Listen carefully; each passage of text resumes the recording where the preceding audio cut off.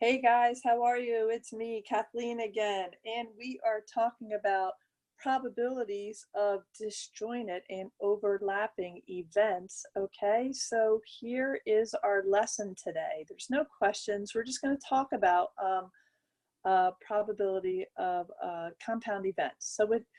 Here we have it. When you consider the outcome of two events, A and B, you form the union of A and B. When you consider the outcome shared by both A and B, you form the intersection of A and B. And we say that union or intersection of two events is what we call a compound event. And I'm going to go ahead and I'm going to highlight these words because these are our vocabulary words today. Okay? So union or intersection of two events is what we call a compound event, okay? So in our first example here, let me change my color. We'll do pink today. And this example here is the union of A and B. And you can see when I'm talking about the union, I'm talking about both circles. I'm talking about everything that's in A and everything that is in B, okay? So these are what we call overlapping events, and I just wrote jointed just to distinguish it from disjointed events, but what we are really just talking about here is that these are overlapping events, okay? Our second example is the intersection of A and B, okay?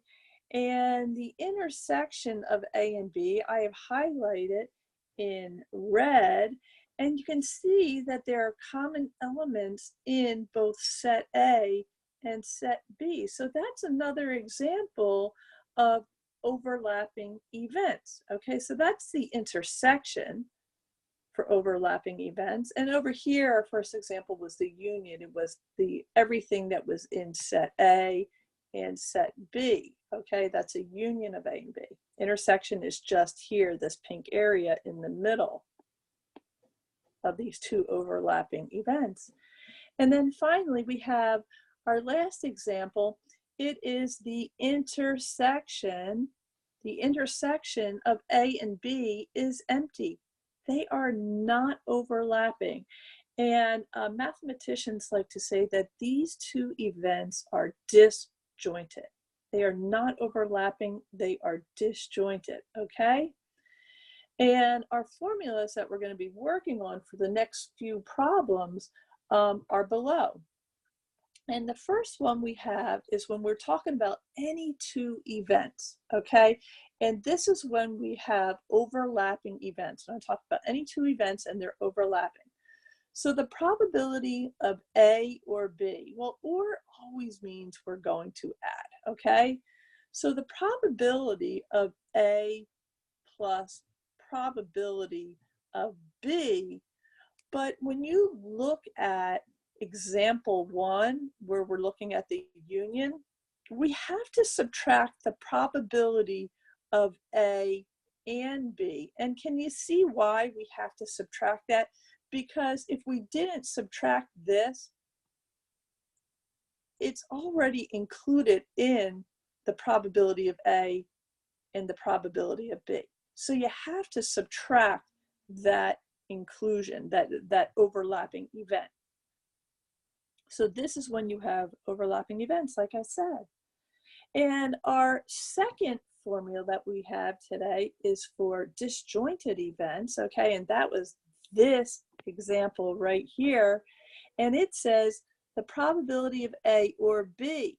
Well, when there are non-overlapping circles, or what we say disjointed, the formula for solving a problem like that is the probability of A plus the probability of B. So keep these notes with you. We're going to do some problems later on.